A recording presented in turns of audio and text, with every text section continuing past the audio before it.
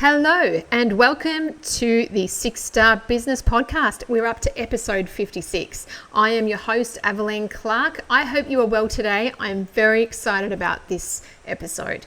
Must say, it is pouring down here in east coast of Australia. I'm not sure if you've seen the news, but we're all under a bit of water here. It hasn't stopped raining. My umbrella is getting a good workout, but it's good for the garden. So I am holed up inside listening to the rain on the roof, and hopefully you can hear me okay as well. Now, before we get started with the intros, I wanted to share with you a couple of questions that have been sent to me by listeners. And one of them is, Aveline, how can we get in touch with you, or how do we become part of the community? And I don't talk a lot about the community, but I feel like I should because more people have been asking me about it. So the 6-Star Business community is a place where we invite everybody to come and join the conversation, join hanging out with other people that want to be 6-Star, that want to talk about what it means to be 6-Star, and those that actually want to work on those areas of themselves and their business that enable them to be 6-Star. We have an amazing group of people in there. We are rolling out experiences and I guess opportunities for people just to meet and grow their networks and enjoy the vibration of the people in there who are 6-Star. And it's just, we have a lot of fun. There's a lot of conversation, and there's a lot of activity, a lot of collaborations and all the rest. So there's a link in the bottom of the show notes. If you need to get to the website, it is community.6star, number 6star.business. Okay, that's how you get to our community homepage where you can check it out for yourself. Yes, that's it. And we are. The other question was, do you have programs in there? Is it more than just a community? And the answer is yes. So we are rolling out programs. There are so many amazing experts that are part of this community. It would be remiss of me, I'd be doing a disservice if I didn't offer programs through all these experts. Okay, so we have a transformation series that's going to be launching very soon, and I'm really excited about that. So that's all inside the community. All right, let's get back to the podcast. Who is my co-host today? It is the lovely Remini Armitage from the UK. Remini is absolutely wonderful. Her business is called Brilliant and Human, if you'd like to check her out. And our guest is Jacob Aldridge from Brisbane, Australia. Jacob is such a ball. He is a beautiful human, but he's also so much fun. And despite having a couple of decades, if not 3, of experience in advising businesses internationally and helping them grow, he just has this energy about him that makes you think that he always has fun no matter what he does. And I could only imagine that his clients have a lot of fun as well. Anyway, without further ado, here we have episode 56. Sit back and enjoy. It is wonderful. So here we are. We're starting. The rocket ship is taking off. Welcome, Jacob. Welcome to the 6-Star Business Podcast. Thank you. Great to be here. Thank you. And my co-host today, Remini, thank you so much for joining me. How are you today? I'm fine, thank you. It's good to be here, so thanks for having me too. Good. Well, it's early morning here in Australia. It's even earlier for Jacob. And for you, Remini, it's in your evening. So we've got a cross-continent special today, which is fun. And I love the way that we're in Friday and you're in Thursday. That's very strange. and I'm in Queensland, so it's still 1956.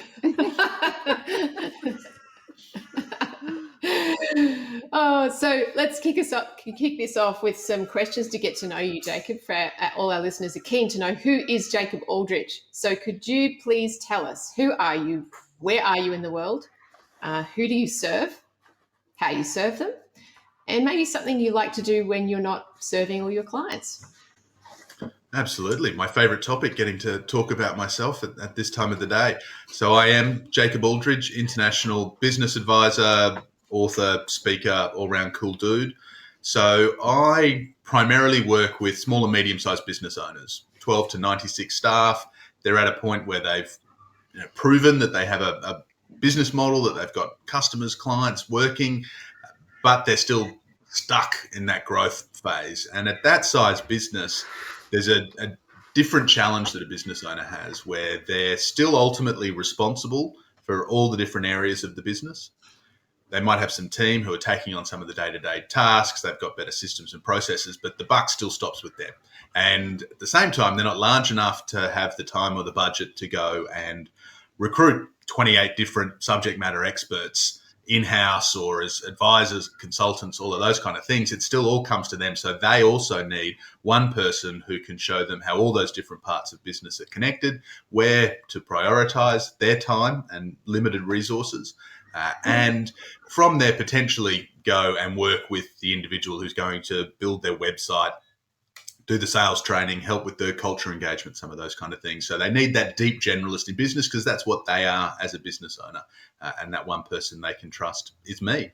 I've been doing it almost 16 years now, based out of Brisbane, Australia, particularly since the world changed a few years ago, with clients all around the world. So this is not an unusual thing for me to be having a conversation with somebody, not just in a different time zone, but a different side of the international date line. It's a good fun part of the modern world and how we help people.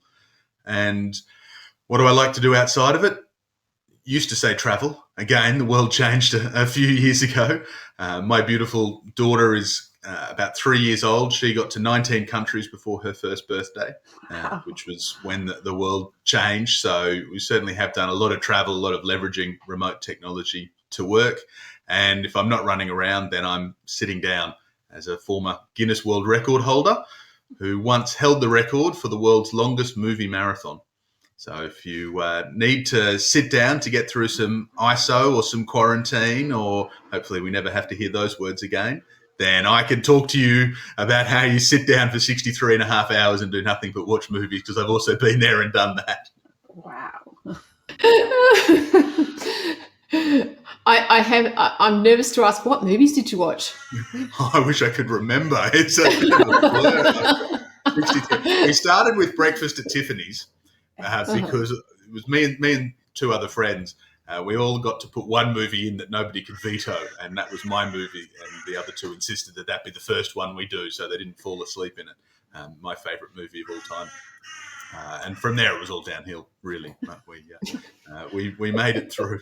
And were you not allowed to go to sleep? That was the point. No sleep. They've changed the rules in the time since, so it's now easier. You can have a 15-minute nap between movies. We had every third movie you were allowed a 15-minute break, which was your bathroom break. But no sleep, had to be in a public place. And of course, with those kind of rules as well, you can't drink very much coffee because that has an impact on the bathroom break kind of rule. So it was quite laborious. I mean, Usain Bolt set his marathon world record, his 100-meter world record, like 9.54 seconds. And I went 63 hours and 27 minutes. So I'm like 1,000 times the athlete Usain Bolt is. This is what I'm trying to tell you. Congratulations, can I say? That's impressive. It's a good fun story, and it's an interesting one. Of all the things I've done, that seems to be the one that people love, and it fits in with a lot of the work, right? In that you've got an objective and a goal, and you've got obstacles to overcome, and you've got to learn the rules so that you know how to work within the parameters of what have been set, which happens a lot in various different industries or businesses, and you got to have fun doing it. And that's, what does 6-star mean for me in part of that conversation? It's how internally as an organisation we can make sure that everyone is enjoying being here, working here, having fun, regardless of the business. Because if I'm having fun, my team are having fun, then our customers are going to also enjoy the experience. Whatever that's going to look different in a healthcare setting to buying my morning coffee. But if we can focus on how you have fun on the journey, then I think that creates that extra level of experience, that extra level of memorability when somebody walks out or goes home at the end of the day. Wow.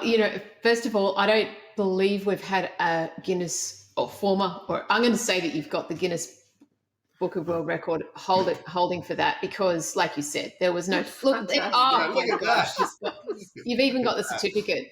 For those that are listening, he's got the framed certificate right near his desk, and he's just held it up. I am so honoured. I'll be signing autographs at the stage door after.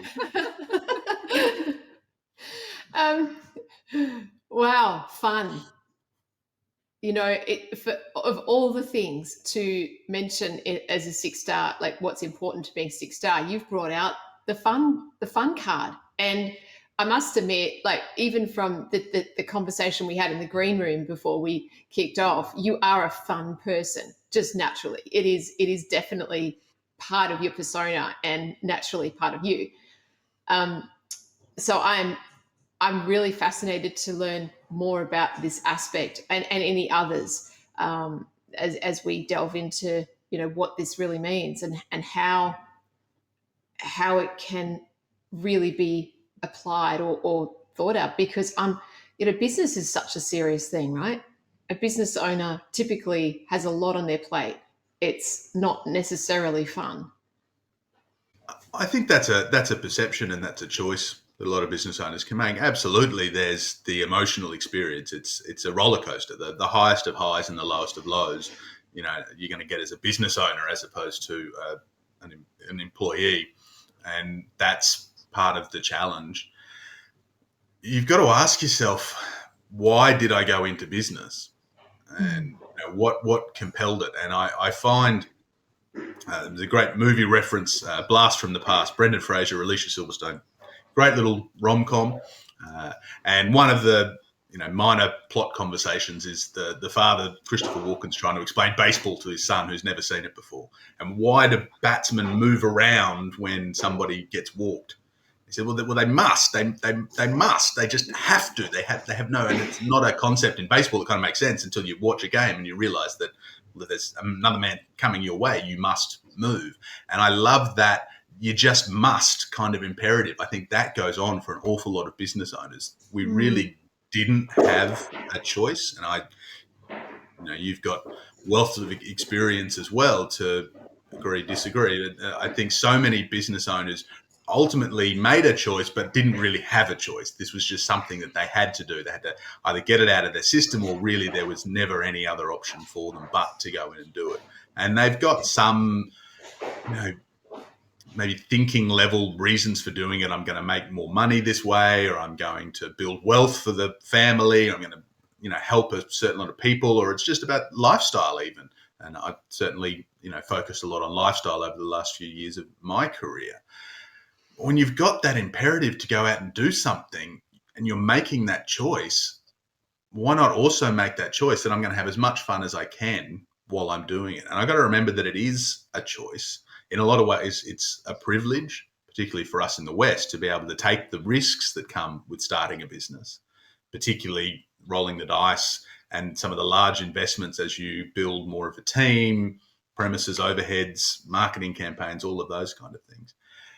If you forget that it's a choice, that's when you can lose the fun, and that's when you can really start to get overwhelmed by the stress. That's when you start to have the conversations with the ceiling god at 3 a.m. in the morning, where you're lying in bed staring at the ceiling saying, oh God, I hope that client pays today. Oh God, I hope I win one of those tenders. If you just keep reminding yourself, I've chosen this, there are other options. And as long as I keep choosing this, I'm going to choose to enjoy it as much as I can. Being happy doesn't mean being happy all the time. What can you be doing today to have at least a moment of happiness in amongst all of the drama? And then when the good times are rolling, what can you do to make sure that you are actually sitting there acknowledging and being present in that because of the ups and downs? Enjoy the ups while they're coming. It's so interesting, that whole element of being happy and having fun. Funnily enough, I was having a chat with someone who also brings fun into business. And the thing I'm passionate about is humanity in business. And one of the things that I've been thinking a lot about is the element of fun in humanity and business, and making sure that businesses are embracing the fun. And I know from experience, the businesses I've worked in, the ones that have had the fun element have definitely been the ones where I've been the happiest. And I interview people's clients to find out what's working. And one of my questions is, are they fun to work with?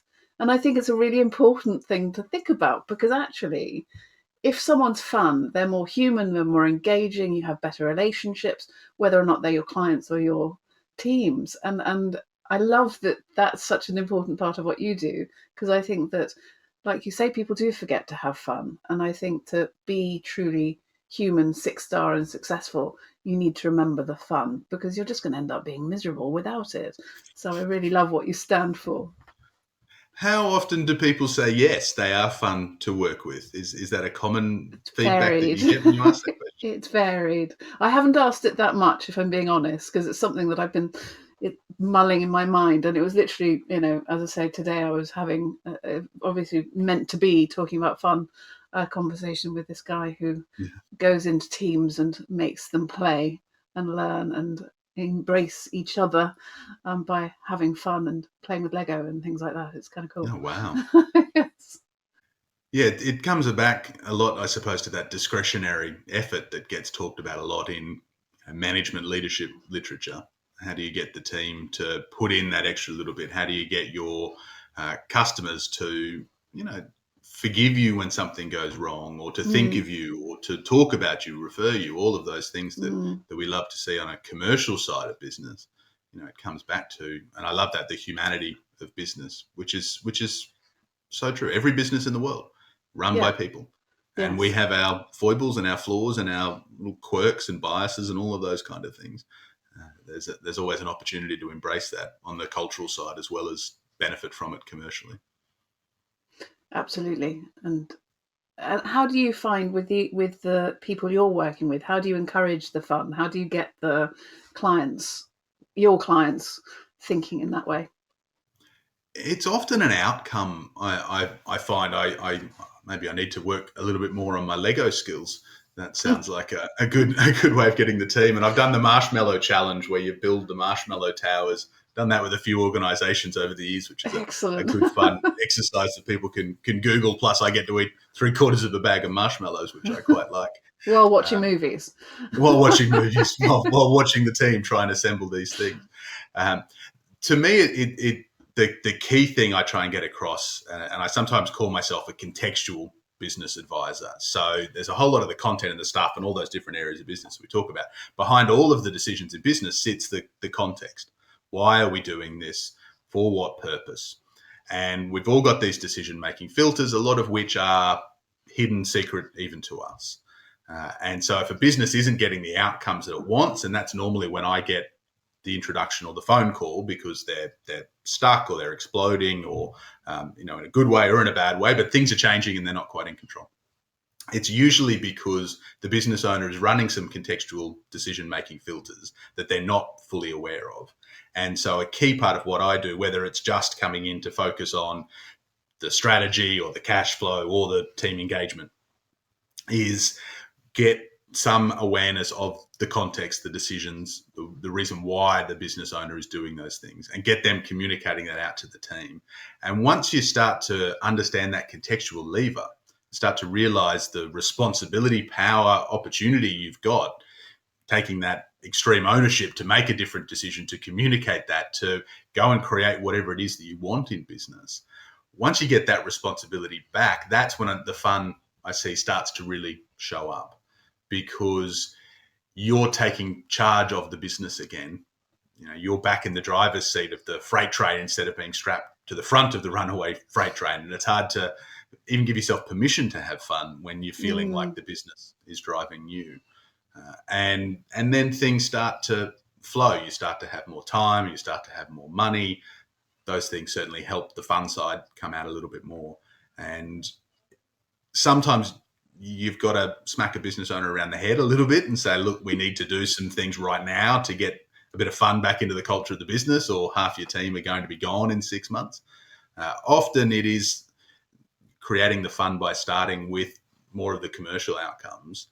And then those changes just naturally bring the fun out, because naturally we're all fun, playful monkeys, at the end of the day. So you don't have to scratch the surface too far to find a little bit of fun. at least for the people who want to work with somebody like me. And of course, if you've got that element of fun, people will be drawn to you and want to work with you. If you lose that, then actually you've probably lost quite a lot. Yeah. And it's amazing how many businesses, and it's a common thing right now around the world with companies that I'm talking to, trying to find the right people, trying to find good people, what some people call the great resignation in some parts. I'm talking a lot, my team are going out talking a lot about the great re-engagement. How are we actually re-engaging with our team, new hybrid work models, all of those kind of conversations, making sure that we're engaging, bringing the team together. And one thing I've loved to see with a number of clients over the years, and even 12 to 96 staff, most of my clients, they're small businesses. They're not going to be on the evening news or running billboards in Piccadilly Circus. How quickly the reputation gets out once you start to have a good culture, once you start to have a good workplace, and once you start enforcing rules about who you recruit and the behaviours that you expect of the team, how quickly that conversation can turn, and suddenly you've got people coming out of the woodwork applying for jobs with you where 3, 6, 12 months ago you couldn't get your ad to stand out on a website. You were struggling to find the right people. And I think that is because people do want to work where they're going to enjoy it. Money's critical. Money can absolutely buy happiness, particularly with a good red wine.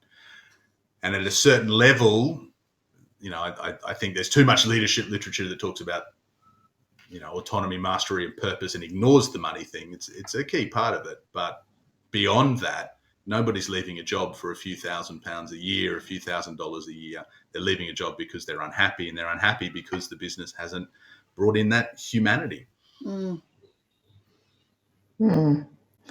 How, in regards to recruitment, this is obviously it's a big thing at the moment, the buzzword here in Australia and around the place.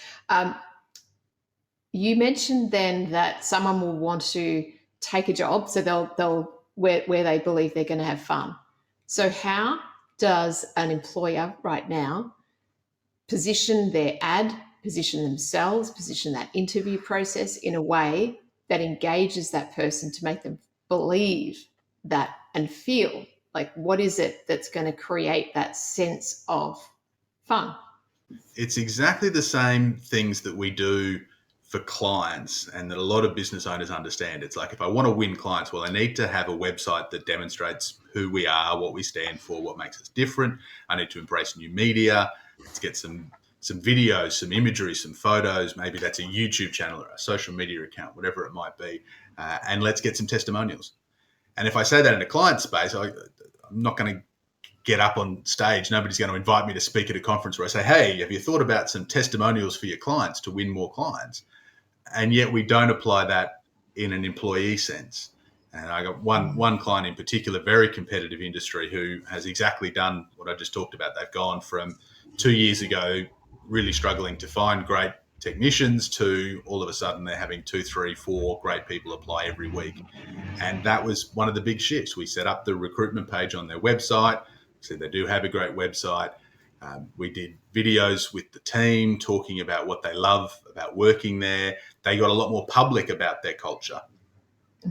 Some of the activity that they're doing, of course, on social media, some of the values, the behaviors, the standards that they have, actually putting that out there, and not in a marketing sense, not in a, we're going to run a campaign or we're going to put in our newsletter about how great our values are.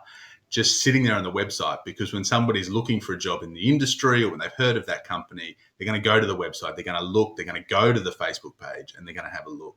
And when they see the team being respected, when they see that the team are on a video talking about how much fun they're having or how great the annual strategy day was or the Christmas party or those kind of things, that tells a much bigger story than you're going to be able to tell yourself as the business owner.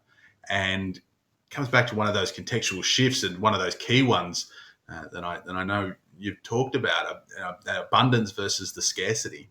People say, I don't want my team on my website because they might get poached. It's like, well, yeah, but what if your team on your website help get 2 or 3 more people just like them?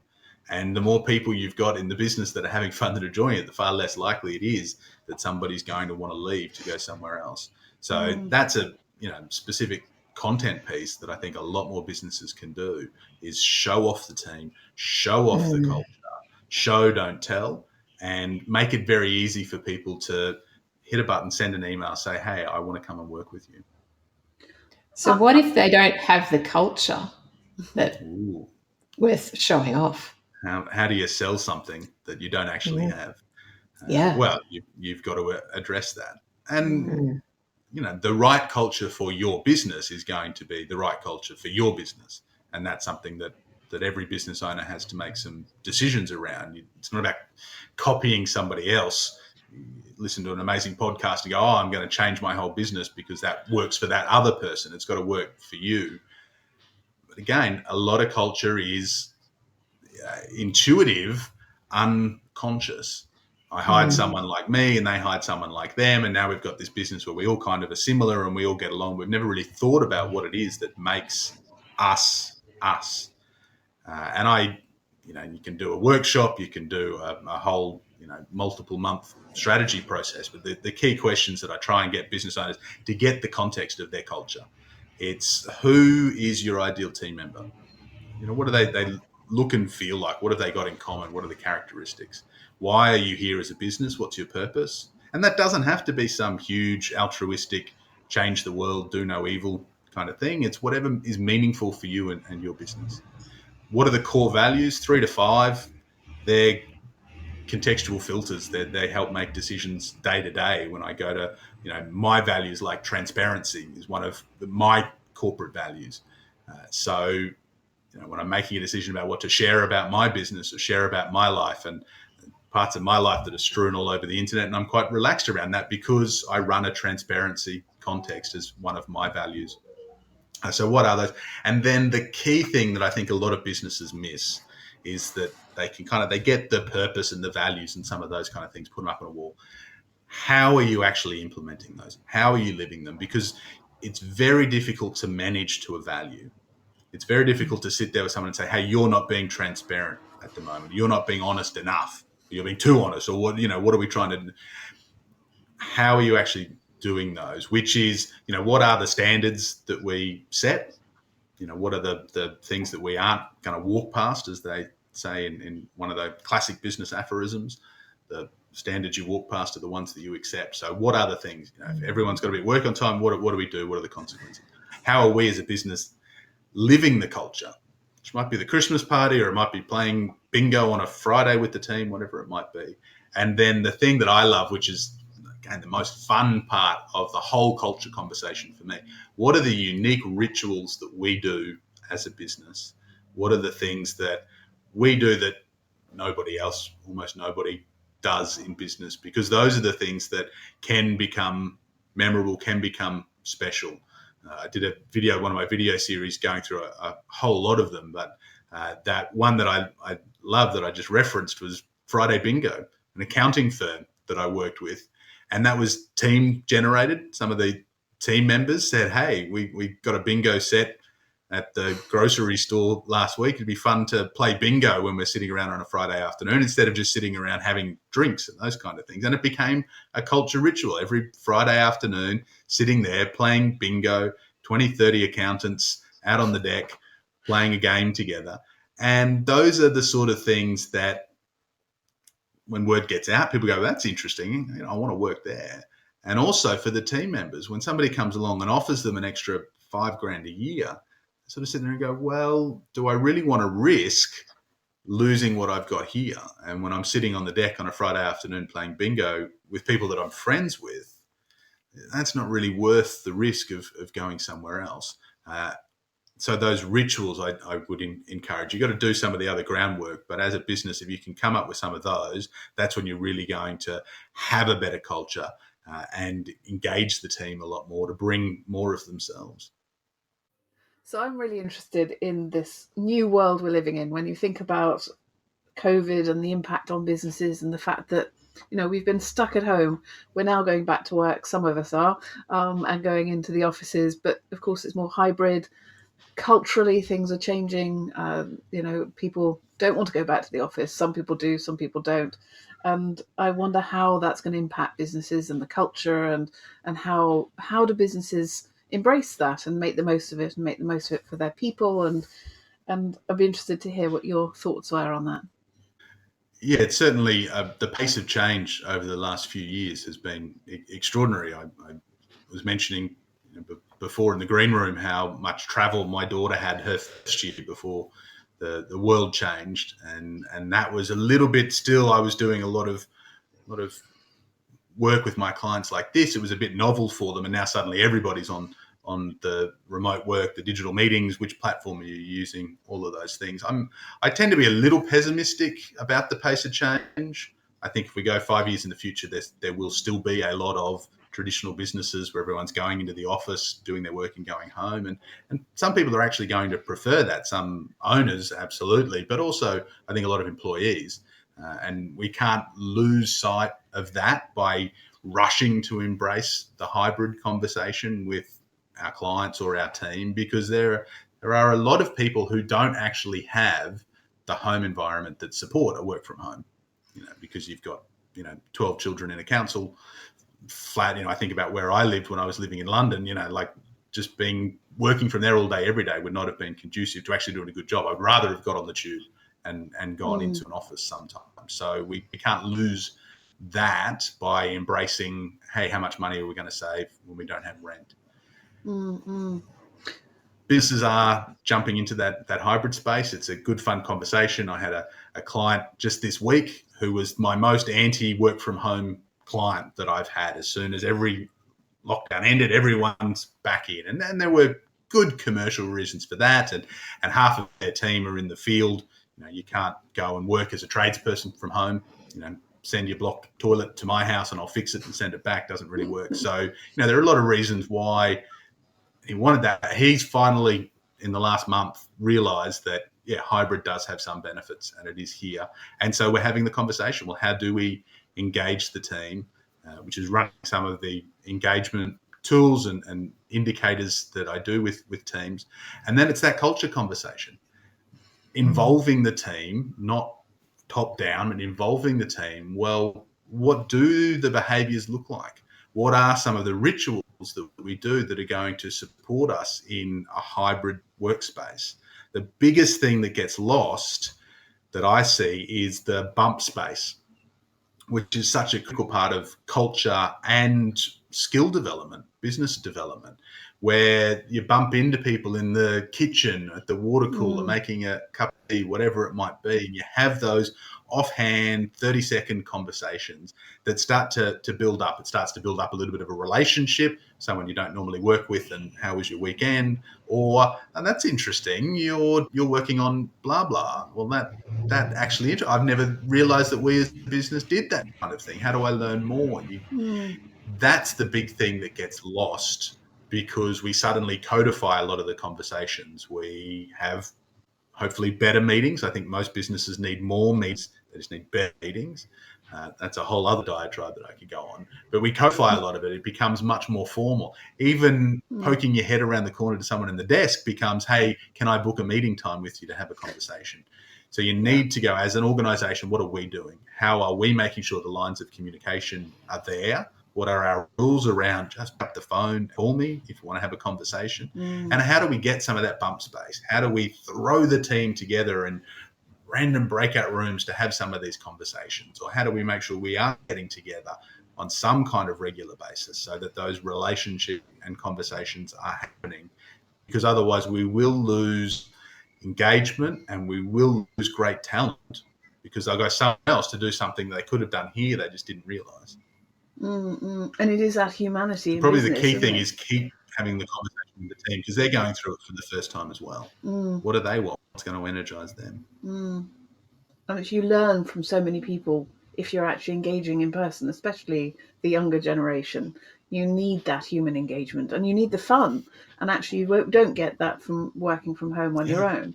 I think, when you're a bit older, maybe it's not so as such a big thing. But I do think about, when I was in my 20s, I wouldn't I needed the people. I mean, I need the people now. I think it's important. And I mean, I arrange kind of water cooler moments with colleagues now, where we just have a grab of 5 minutes over Zoom. I think it's really important, but I don't, I'm sure that's not everyone does that. Mm. No, but it's critical. It is so valuable, and yeah, we have to organise it now. If you don't, it doesn't happen, and you lose some of those benefits that you may not realise until 5 or 10 years in the future. Yeah. Where employees don't really know very many people in the business, and just find themselves getting stuck and lonely. It's certainly going to be a fascinating next few years, isn't it? To see how it goes. And As what's the old curse? May you live in interesting times. There's always change. The pace of some of the changes that we've seen have been fairly extraordinary. And one thing that excites me about it is how much it's brought to awareness. A lot of this change was happening. You've both worked with, seen plenty of organisations over the last decade that have been a bit more hybrid, a bit more work from home, a bit more remote. We're going much more global. That was my client that finally had the Damascus moment around work from home. It was only when he actually realised that he had teams in 3 states in Australia and 2 countries overseas, because that commercially is what we've built during COVID. He suddenly went, well, hang on, I am no longer a business where everybody comes into the one office every day. So what do I make those people come into the one office every day? That's happening for a lot more businesses. You don't have to be a big business to have an offshore team now. And so as people are realising that change, the opportunity is to have the awareness to go, hey, this is happening. This is happening for us. It's been happening around. What are we going to do about it? What is important to me as the business owner? What's important to my team? Business isn't a democracy. Let's get their input. It's still up to me to make some of the key decisions. But it's that contextual awareness that hopefully we have accelerated, so that when people are making conscious decisions, then they own those decisions, they generally get better outcomes. You've obviously had a lot of experience with a lot of different businesses in many countries, different circumstances, now a global pandemic. I'm coming at it from the 6-star angle. What do you see as being the differentiating factor in the businesses that you've worked with, maybe even before and after, about what makes a business 6-star? It's a lot of little things, I think, that add up. There's no one magic bullet that a business can do that suddenly make it 6-star, that suddenly make it that engaging place that people want to work at or want to work with. It's consistently building a lot of those small things. And if I think back to March of 2020, when the uncertainty that gripped so many businesses so very, very quickly, most of the majority of my clients are Australia, UK, US, and then there's a lot of other English-speaking countries or enclaves around the world. And in those countries particularly, it really went sudden. And it's pretty easy for us to forget that a few years in the future, just how quickly it came. One moment we were looking at China having lockdowns and thinking, wow, they'd never get away with that in a democracy like ours. And the next thing you know, they're fighting in the aisles over toilet paper. That change happened very, very quickly. And businesses didn't have a lot of time to respond or react. Many businesses didn't make it, didn't survive. And a lot of those, the saying I've loved through all of this is we're all in the same stormy seas, but some of us arrived in bigger boats. There are a lot of businesses that were struggling beforehand, and this was the death knell for them. A lot of good businesses that were in the wrong place at the wrong time and got overwhelmed. We didn't necessarily at that point in time have the luxury of time and self-awareness because of the overwhelm of emotions to break down all of the little things that we could do. We just had to survive and get on with it. And certainly for most of the businesses that I've worked with, it's been a great couple of years commercially and with some limits. culturally within the business and for their families. The health crisis, if I separate some of that, if we just look at the business environment, it has been a great time to be in business for a lot of people. That's also potentially a problem because a lot of those factors are not going to exist in another 12 months, 5 years time. So the key thing that I think for a business that has made it into being a 6-star business, or who knows that that's going to be so key, as I see it, that it is so critical moving forward, is to take a little bit of reflection time and go, what were the decisions we made? What were the small things we changed? What are the things we started to do consistently that have helped us at this time and are going to continue to help us in the future? What are maybe some of the habits that we've built in that we actually need to stop? We got away with that because we were a bit panicky, or we got away with this because there was money sloshing around in our industry, and so we didn't have to be as tight as we could. But let's start looking at all of those little decisions and work out why we did them and change the ones that aren't going to work for us moving forward. The great thing is, if a business is in a healthy position right now, it doesn't have to wholesale change a whole heap of things. It can be, getting the different functional teams together once a month to have some of the conversations, codifying, writing down, documenting what we're doing, what decisions have been made, or making some different conversations, different decisions, and how are we going to implement those in the business, and communicating that out. And all of those little things then continue to improve the business, to really have that 6-star experience when people are coming to work, whether coming to work means getting on the train and going into the office, or whether coming to work means boiling the kettle and walking into the dining room. And then clients get that. If you give it to the team, they will give it to your clients. And if you're conscious of all the little things you're doing internally, of course, a lot of that is going to be impacting, influencing, touching the clients. So if you can be mindful of the decisions you're making, mindful of the activities that are there, then you can change them if they need changing now. You can give those experiences. And we talk a little bit around, better systems for communicating with the team. What are you doing in a more hybrid environment to communicate with your clients, your best clients, your new clients, whatever it might be? If you're leveraging some of these technologies as a team internally, how could you do that to engage with your clients better externally? Because their worlds have also changed. And if you're not in tune with that, then you risk the fact that the world might be changing to a competitor that's floating out here or is about to launch, and you've absolutely no idea. So if you're doing 5-minute water cooler conversations with your team, which I think is absolutely brilliant, are you picking up the phone? Are you having easy conversations with your clients? Or seeing them in person less now than you did 3 years ago? And so how are you making sure that they're still feeling the love and that they're still getting their needs met so that they don't go somewhere else? All those little conversations that maybe we didn't used to have, we have to bring to some awareness now. And I've got a few clients that do it. I've got a lot of clients that are hoping they don't have to. We shall see. And maybe those are the ones that wouldn't necessarily be 6-star is that what you're saying in a roundabout way? Those that don't have to do those little things, well, they just won't rise. They won't be the employer of choice. They won't make it through the next phase. Maybe. Potentially. Or not as well as they could have. And like a lot of things, I think it's a valid choice for a business to make, to sit there and go, we're not going to be 6-star. I would make that choice. I really don't profess to have the best business in the world either, as we continue to grow and respond and change and all of those kind of things.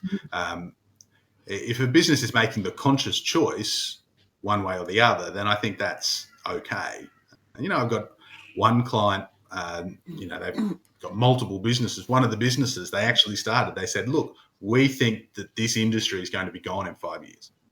Like, there's a lot of things that we've built in our core business for the long term that we're not going to replicate in this business because, we think the industry is changing. Technology is just going to come in, and one day somebody's going to put out some software that actually does 90% of what that business does, and then it's gone. So they've made that decision. Perfectly valid Yeah. decision. I will point out that business is currently 12 years old. And so their projections around what's going to happen in 5 years were way, way off the mark. So businesses can make some of those decisions. And if a business sits there and says, we don't want to be the best, we don't want to be an employer of choice, we sit here and do this, well, okay, fantastic. How do we support that? How do we understand that decision? How do we support that? I don't think there's too many businesses that consciously do that, however. It's mostly businesses that are scared of what it would take to get the extra star, to get the extra level of service recognition, desirability, and in some of that fear, they just shy away from it instead of asking themselves, if we did that, what would it look like? What would have to change? How could we do that easily? How could we do that while having fun? And if it's a fun experience to make the change, you're much more likely to do it, right? Boom. That last line was just like, it summed it up, right? Yeah. And asking people, how would this be more fun? It's a heck of a question, and it's one that teams don't necessarily get. Clients certainly don't get it. So I love, Remini, you're talking about some of those kind of conversations, reminding clients, reminding the businesses you're working with, and then reminding their clients that this is the humanity, this is the human experience. You can't take life seriously. No one gets out alive. Let's have fun while we're here on this very, very short journey. And maybe not quite as framing it as morbidly as that, but that's how I see a lot of the things. If you're not enjoying what you're doing, you have the power and responsibility to change it. And as business owners, we have this huge power to change so many lives. Our teams and their families, all of our clients and their businesses, their teams, their families. You really do have an awful lot of power as even a small business owner. And I think one of the things you can do is not just add value commercially. It is adding that cultural, fun, humanity kind of conversation and reminding people. And people love people. Yes, and making sure that people, your teams are happy so that they make their clients happy. That's the key, and that's how you can be successful. Yeah, I absolutely don't believe the client is always right. I love the Richard Branson quote around treating your team well, and then that they'll treat the clients, support the team, and they will support the right clients that you want to work with. And I did a video many years ago called "The Golden Rule is BS," which is another thing that I think a lot of business owners can get caught up in. The golden rule is do unto others as you would have them do unto you. But other people are not you. And I've heard it called the platinum rule or the diamond rule. It's like do unto others what they want, what's the experience that they want. And if you can be doing that in business, not only are you adding value, you are actually engaging with people because you're showing you understand. And in a complex, messy, scary world, which it's always been, we've certainly got a few common boogeymen at the moment that we can point to or why we're concerned about complexity or fear. In that kind of environment, the opportunity for all of us as humans is to give safety and support to every other human that we connect with. And in a business environment, you're out there doing whatever it is that you're doing, and you're adding that value. If you're also taking that extra time to build in that humanity, build in that relationship, and demonstrate how what you're doing is giving some kind of support, protection, safety, understanding, awareness, simplicity, pick the words that are relevant for you, you're going to have a great business. And more importantly, whether you're selling milk or you're changing people's lives, you are going to be helping an awful lot of people. And again, it's another one of the cliches. People don't necessarily remember what you say, but they remember how you made them feel. And there's always something more that each of us can be doing to improve that experience for the other people that we're interacting with. Yeah, I say try to be proactively human. I think that's, just trying to be proactively nice and engaging. It's important. Yeah, I love that too. You've given us so many nuggets and pieces of wisdom, and as we've been going along, I'm thinking, man, what else is going to, like, he's given us so much already. And then you've just like given us more and more and more. And, typically towards the end of the conversation, I ask the guests, is there a gold nugget or something that you can share with the audience, with the listeners, that they can take away and really think about? And I think you've given like 317, but it is. So, in the final few minutes, as we kind of come towards the end, I'd love to hear, is there something generally that you can give our listeners to think about, ponder over, learn from, take away? I think we've definitely found ourselves having a big conversation around humanity, fun, responsibility, taking ownership. So if there was one key thing that I know is a conversation I have with a lot of people and that has really changed my life, my world, it is reminding ourselves that we have that ability to make change, be change, the contextual filter, and the simple thing, which is very, very powerful and very, very simple. It's funny how that often happens. I choose and I create the whole of my reality. One of my affirmations, it's something that my coach has worked with me on over a number of years. It's not that I can choose and create some of it or the good stuff or any of these kind of things. It's everything that's going on in my world. I have some ability to manifest, to create. And that comes from getting up in context and going, well, why am I making the decisions I'm doing? Why am I doing the things that I'm doing? What's the context that I'm running over this meeting, this conversation, this day, this employee, this process in my business?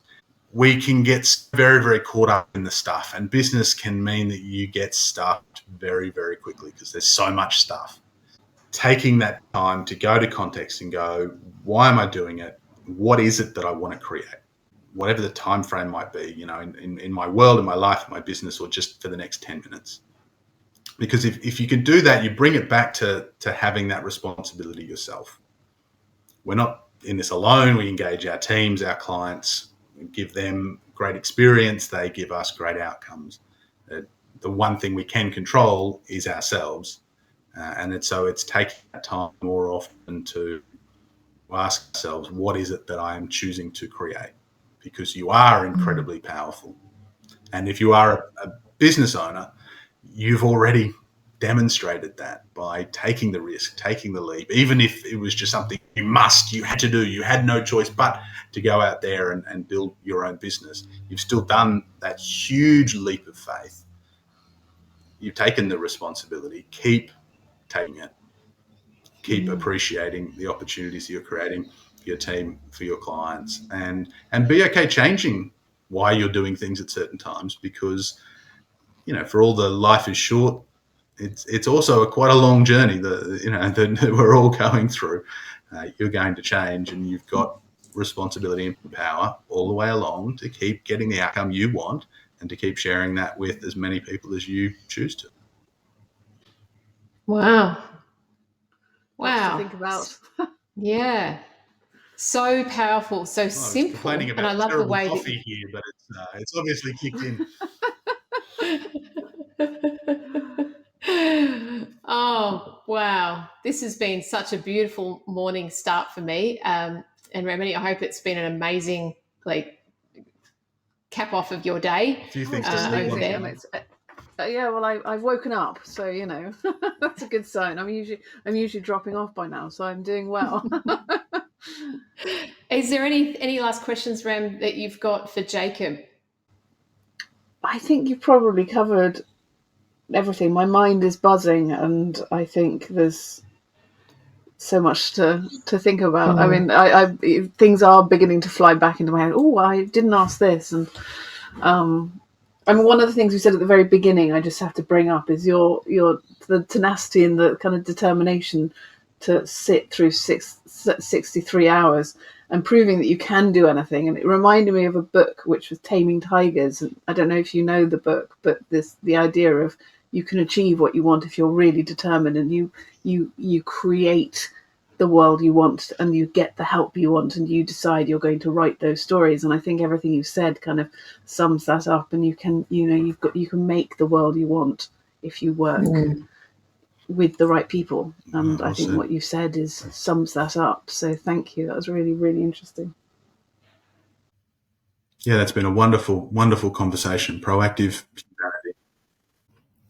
Yeah. Well, much gratitude to you both. Thank you, Remini, for being my co-host. Jacob, thank you so much for all the wisdom, what you've shared, the way you've presented everything. And I think this is something that any business owner can listen to and will get, a ton of insights and moments of joy, and also clarity, and also ideas. There's a lot in what we've spoken about today in such a short time. So thank you. You're welcome. Thank you for being here. Anytime. I look forward to connecting soon. Wonderful.